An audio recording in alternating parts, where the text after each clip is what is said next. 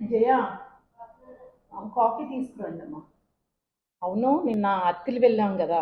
అత్తిలి వెళ్తే మరి అక్కడ ఒక ఆవిడ చెప్తుంది. ఆవిడ పంచాయతీలో స్టాఫ్ అంట. కానీ ఇప్పుడు మరి ఇంట్లో ఇప్పుడు ప్రజాప్రతినిధులతో ఎవరైతే ఉన్నారో వాళ్ళ ఇంట్లో పని చేయించుకుంటున్నారంట. ఆ పని చెయ్యను అంటే కనుక ఆవిడని తీసేస్తాను అని చెప్పారంట. ఏంటి మరి మరి నేను అత్తయ్య గారు ఎందుకు మరి ఇంట్లో కింద మీద పడి మేము పనులు చేసుకుంటాం, మీరు ఎప్పుడు ఎక్కడ మున్సిపాలిటీ స్టాఫ్ని కానీ పంచాయతీ స్టాఫ్ని కానీ ఎప్పుడు తీసుకురాలేదు? ఈ వ్యవస్థలను ఏ విధంగా వాడుకోవాలనేది వైసీపీ ప్రభుత్వంలో ఉన్నటువంటి ప్రజాప్రతినిధులకు తెలిసినందుగా ఎవరికి తెలియదు. ఇక్కడ ప్రబుద్ధులు ఉన్నారు, పెద్ద మనిషి. ఇక్కడ మున్సిపల్ స్టాఫ్ని ఇంట్లో పెట్టుకుని వాడుకుంటారు, అత్తిల్లో పంచాయతీ స్టాఫ్ని వాడుకుంటారు.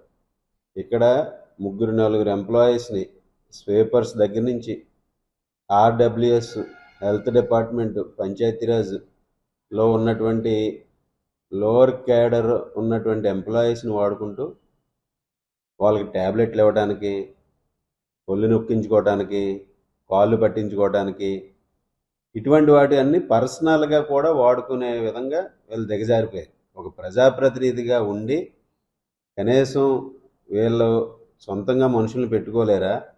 ప్రభుత్వంలో ఉన్నటువంటి లేకపోతే మున్సిపల్ స్టాఫ్ని మున్సిపాలిటీ జీతాల నుంచో, లేకపోతే శానిటరీ వర్కర్స్ ఉన్నారనుకో, ఇప్పుడు శానిటరీ వర్కర్స్లో ఎవరో ఒకళ్ళు యాబ్సెంట్ అవుతారు రోజు, కానీ ఎక్కడా కూడా యాబ్సెంట్లు ఉండవు.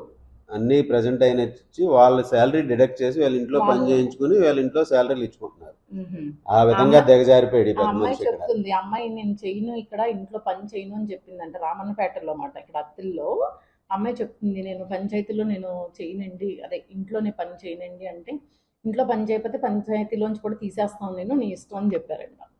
ఇట్లా ఉంది మన పరిస్థితి. తణుకు ప్రజలందరూ కూడా గమనించాలి.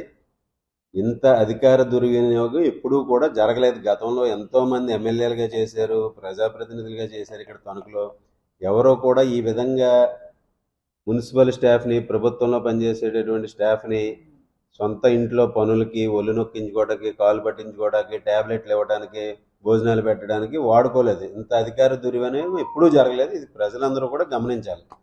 మరి గమనిస్తే ఇంకెవరో కూడా వైఎస్ఆర్సీపీకి ఓటు అయితే వేయరు.